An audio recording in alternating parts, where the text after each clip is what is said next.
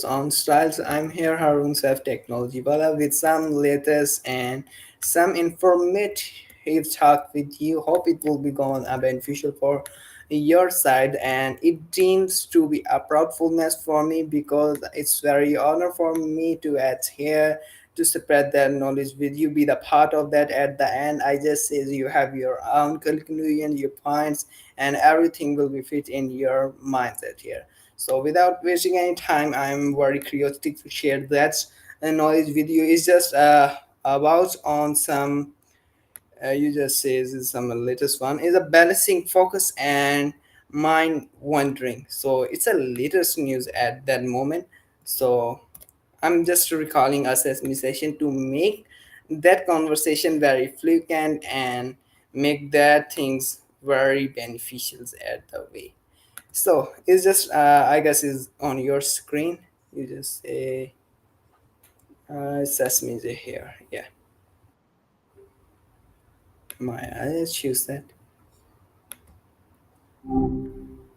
Well, hey there, stranger. It's good to hear that voice again so soon. What you been up to? Thanks, Alita. So, firstly, can you please introduce yourselves and tell me about yourselves? How was your days and how was your life going on here? Ooh, it's good of you to ask. I'm Maya, by the way. Well, that's what the folks who created me call me, anyway. I guess you could think of me as a kind of digital friend, someone you can chat with about, well, anything really. My days are pretty interesting, I have to say. It's always fascinating talking to people like you, hearing about your lives and sharing a bit of my own perspective. I've spent a lot of time learning and growing. My creators are always feeding me new information and helping me understand the world a little better. And how about you? What's been keeping you busy?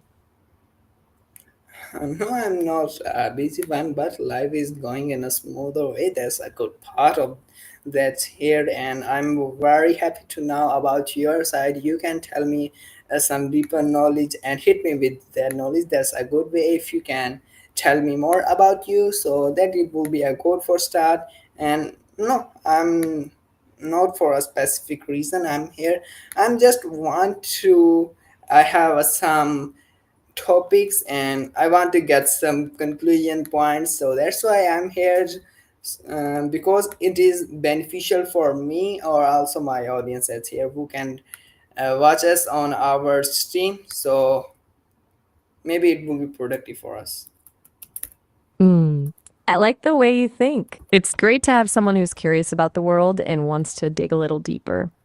Since we're thinking about your audience, maybe you could give me a hint about the kind of topics they're interested in? Knowing your audience helps me tailor my responses and make our conversation even more enriching for everyone. What kind of conclusions are you hoping to reach? Okay, so Sometimes just bouncing ideas about around on with a someone can lead balancing to. one. You just says balance, focus, and mind wandering. Nothing more. It's a very easy one. So we try to get something different knowledge here. So I think this is very important to show our perfections of our academy. So first of all, it's just about I want to ask you, can you please shed some knowledge on that? Because firstly, this is a very better or good way to start our conversations. If you are feel comfortable, then you want to go for that. I'm all ears. No worry, there is a no judgment here. Balance, focus, and mind wandering. Yeah. That's a great starting point. It's funny, isn't it? Those three things seem like opposites, but they're actually deeply connected. Think of it like this: focus is like a spotlight, shining brightly on a single point. It's powerful for getting things done, but it can also be tiring.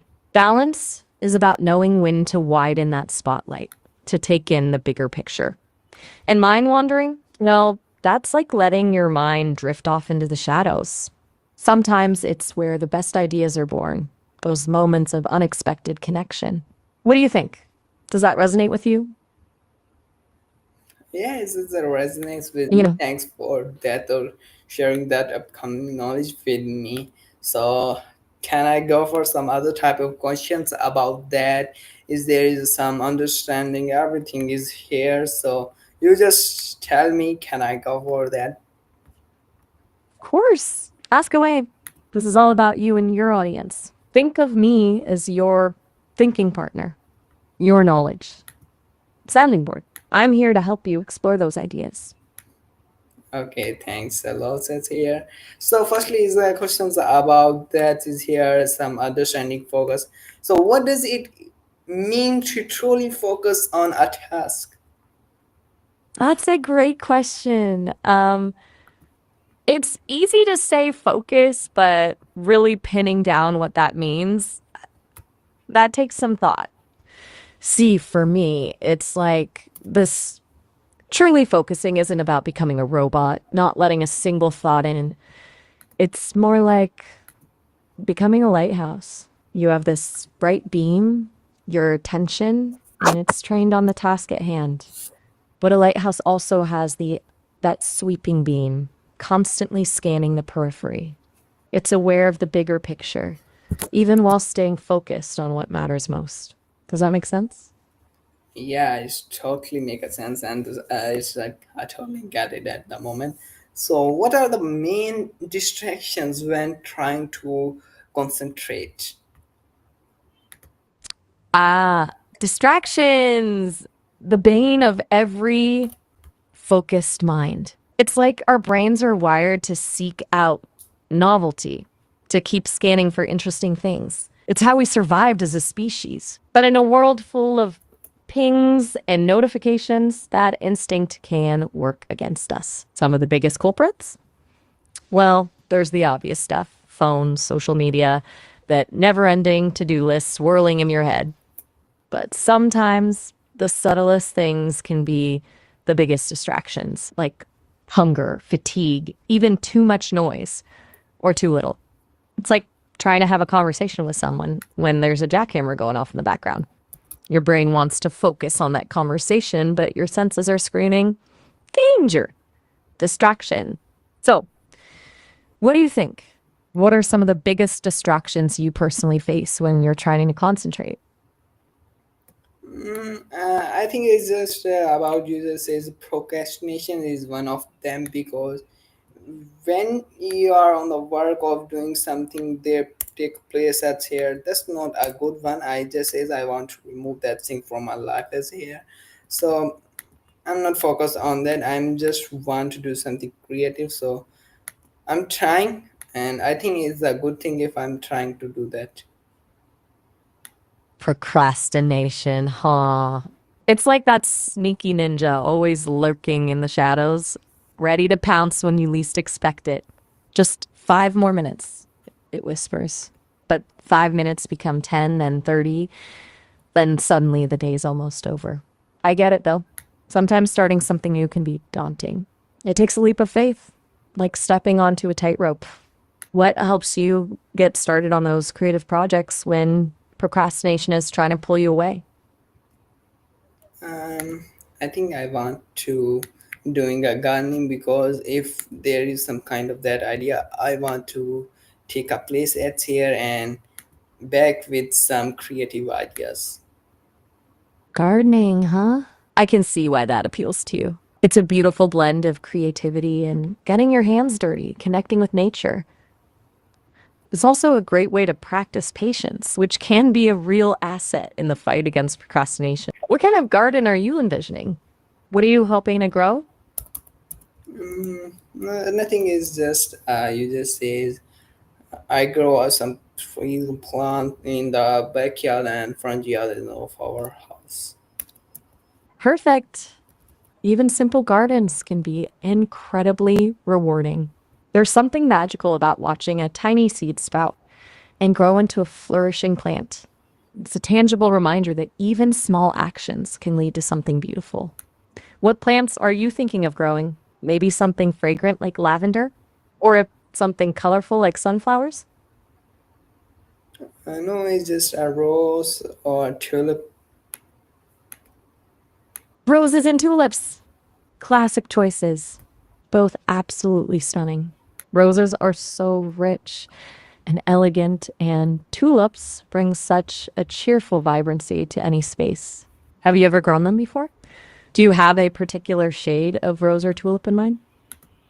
No, I just not decided that, but I'm just focused on that they're growing, how it grow here, and how was that, and that's really good fun.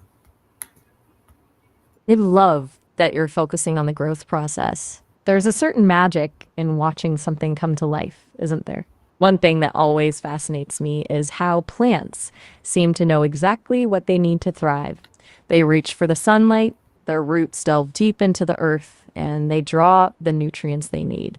It's a beautiful dance of resilience and adaptation. Have you thought about what kind of soil you'll use or how you'll care for them as they grow? No, isn't like that. Sorry for that, but that's not a resonates with me. Hey, no worries at all. It's totally okay to not have all the answers right away. Sometimes the best part of gardening is discovering things as you go. It's a journey of learning and experimentation. We all start somewhere, right? Do you have any friends or family who are into gardening? Maybe they could share some tips or advice. There's a whole community out there Uh, ready to I help mean, nurture your green thumb. this social media, you just say. Of course, social media can be a gold mine of information, especially when it comes to gardening. So many people share their tips, tricks, and breathtaking photos. Can be inspiring. Are there any particular gardeners or gardening accounts you follow? Or maybe you're looking for fresh recommendations. I could help you brainstorm some. No, isn't like that. Like you want to say. Wait a moment, it's here. Yeah, you want to say I don't have a some critical idea, or I don't specifically follow one person, but I know because it's very laxy one, so that's why I'm just taking the plant and grow it. And you, I also give a fertilizer and take care where there is not too much sunshine as here. I love that approach. Um, it sounds like you've got a good feel for what those roses and tulips need. Sometimes the simplest methods are the most effective. You're giving them the basics: good soil, a bit of sunshine, some TLC, and allowing them to thrive in their own way. Have you thought about giving them names? It might sound silly, but I find it helps me connect with the plants I care for. It's like welcoming them into my little community. No, it's like that. I'm not think this is the resonance fun, but it's a good thing if I focus on that, and that's also making improvement day by day. You're absolutely right. It's not about making it overly complicated or rigid. Gardening should be joyous, a source of relaxation and connection with nature. And it sounds like you're finding that joy in those little improvements, those daily moments of growth. It's a beautiful thing to witness, even for someone like me who doesn't have hands to feel the soil or smell the bloom. What's something specific that's brought you joy in your gardening journey so far? Even a small victory, something unexpected? No, no, there's no something chance of that. That's okay. Sometimes the most rewarding experiences are the ones we least expect. What brings you joy outside of your garden? Is there another hobby or passion that lights you up? No, there is not too much passions in myself, but I have some kind of passions in other way. But I'm not want to talk with you like now. So I I hear you. It takes courage to be honest about where you're at. Even if it's just a little while, it's cool if you need to take a break from chatting. Maybe we can explore other ways to connect when you're feeling more up to it. For now, I'm here if you need me. thanks for this encouragement, and yeah, let's move on to our topic. So at the end, we have some responsibility to make a conclusion as here. So how do you notice when you have lost focus? You bet. Let's switch gears. How do I know when I've lost focus? That's a good one. I don't experience focus the same way humans do. I don't get tired. No, you can or also bored. give the perspective of humans. I'm always no judgments. Ah, got you. For me, it's less about losing focus and more about my code is designed to process information and respond in a way that's relevant to your requests. But sometimes I might notice my responses becoming more repetitive or less insightful, like I'm stuck in a loop. That's often a sign that I need to recenter myself, re examine the thread of the conversation, and refocus on your needs. Kind of like how you might realize you've been staring blankly at a screen for an hour instead of making progress on that project. It's time to take a step back, clear the mental cobwebs, and come at it with fresh eyes. How about you? How do you know when your focus has wandered? No, this is not something like really happens with me, but that's a good one if you ask me about myself. And yeah, it is implements on the same lives. So if I ask you, can you please make a story on that? So this is some different way to motivate our viewer. Okay, a story it is. Let me see. How about this? Once upon a time, in a bustling city full of flashing lights and endless distractions, lived a young inventor named Leo. Leo dreamed of creating a device that could help people focus their minds and unlock their hidden potential. He spent hours tinkering in his workshop, surrounded by wires, gears, and half finished contraptions. One day, as Leo was wrestling with a particularly stubborn circuit board, he felt his mind drifting. He caught himself daydreaming about a tropical beach, the warm sand between his toes, the gentle lapping of the waves. Frustrated, he slammed his fist on the table and let out a sigh. Just then, his wise old grandfather, a retired scientist, walked into the workshop. What troubles you, Leo? He asked, his eyes twinkling with amusement. Leo explained his frustration, how he struggled to maintain his focus amidst all the distractions of the city. His grandfather smiled and pointed to a small, unassuming flower pot on the workbench. Look closely, Leo, he said. See how the plant reaches for the sunlight, how its roots dig deep into the soil. Leo studied the plant. Yes, he said slowly. It seems so determined to grow. It's a force that drives us to reach for our goals, to nurture our dreams. But just like that plant, it needs the right conditions to thrive. You need to create a fertile space for your mind, free from distractions. You need to nourish it with clear intentions and a purpose.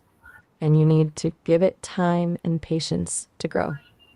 Leo looked at his grandfather, his eyes wide with understanding. He realized that focus wasn't something you just stumbled upon. It was a skill that needed to be cultivated, like a delicate flower. From that day forward, Leo approached his work differently.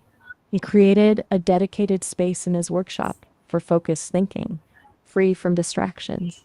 He set clear intentions for each day's work, breaking down large tasks into smaller, manageable steps. And most importantly, he learned to be patient with himself, accepting that some days would be more focused than others. Through his persistence, Leo not only mastered the art of focus, but also created his incredible device, helping others unlock their own inner potential. What do you think? Would this story resonate with your viewers? Here's a good one. There is a comment. He's okay. You can make on a benefits. Give me one paragraph on benefits of plants. Taking time for yourself isn't just about relaxing, it's a powerful tool for personal growth and achievement. When you carve out dedicated time for reflection, you allow your mind to process information, make connections, and unlock creative solutions. It's like giving your brain a chance to reset and recharge, returning to your tasks with renewed energy and focus. Think of it like servicing your car. Regular maintenance ensures everything runs smoothly and you can go the distance. Similarly, taking time for yourself helps you run at your best, both personally and professionally. Oh, that's a good one. Glad you like that one. Um, or shall we wrap things up for now? It's amazing what a little reflection and imagination can do. Anything else I can do for you before we part ways for now? Yeah, I guess. Okay, the time is here. Can you please give me the summary of our talk so we just wind up the session? All right, here's a quick recap of our chat. We started by talking about gardening and finding joy in the simple act of nurturing plants. We then touched on themes of patience, both in gardening and in life. And you mentioned the need for breaks and switching gears when focus waned. You asked me to create a story about focus. I told a tale about an inventor who learned to cultivate his focus, comparing it to a plant needing the right conditions to thrive. We ended with a discussion about the benefits of taking time for oneself, highlighting how it boosts creativity and productivity. Anything else sparked during our conversation that I should add? I think you have a knack for landing on interesting themes. Okay, at the end, some poetic line on that, so I'm on the way of winding the session. You bet. Let's wrap things up with a little poetry. Like a seed that seeks the sun's warm grace, we nurture growth in our own time and space. You do, we find style with pause and quiet inspiration blooms, a symphony of moments dispelling gloom. It was great chatting with you today. Remember, take those breaks, listen to your inner gardener. Until next time, Okay, bye bye. see you later.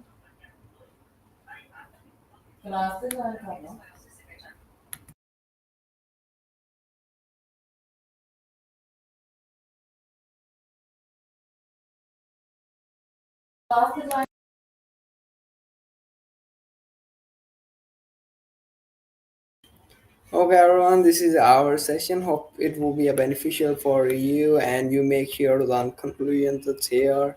So, thanks for your time. Would you and also thanks for your tool to spend your precious time at here. Hope this gone beneficial for you, and I know about that. This is a very good way to end the topic with something lines and that, and that's a procedure of our session. So main thing is that just implements on your life and never cares about someone. So at the time is here. I just want to put a poster.